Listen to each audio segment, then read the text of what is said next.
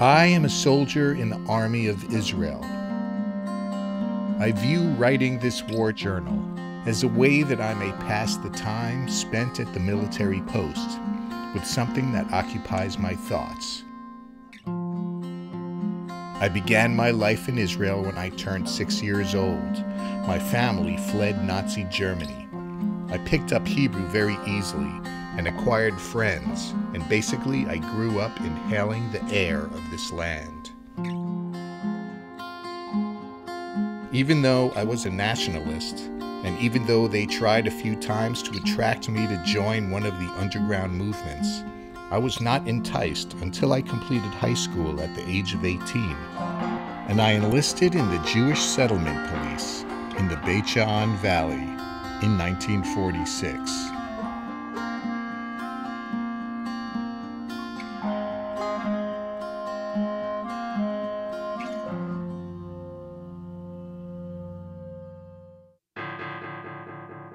We took upon ourselves the duties of being guards and would do the security routes of the kibbutzim in the area.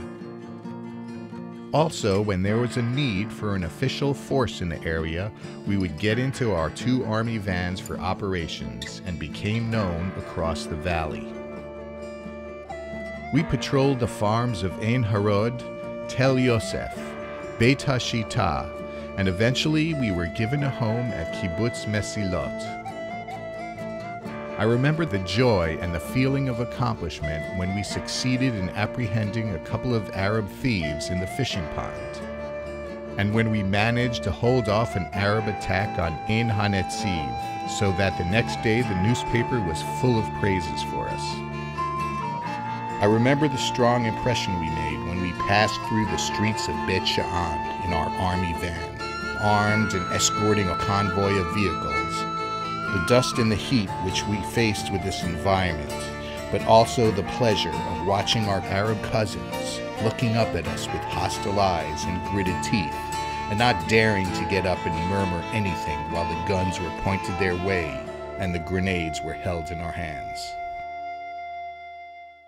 On the eve of November 29, 1947, thousands of Tel Aviv residents crowded together at different centers to hear the results of the voting in the United Nations. The resolution was adopted by 33 votes, 13 against. At 12:30 in the morning, loudspeakers announced the results, and a resolution to create a Jewish state was passed.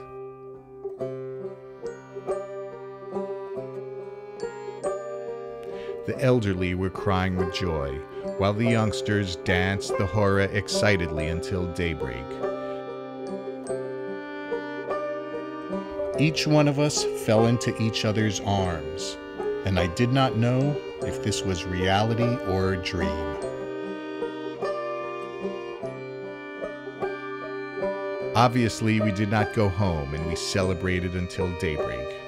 However, already then we knew that the joy of that day was somewhat premature, and that many more sacrifices would be required of us, and who knew which one of us would merit seeing the independence that was self-supported, without fear of the enemy.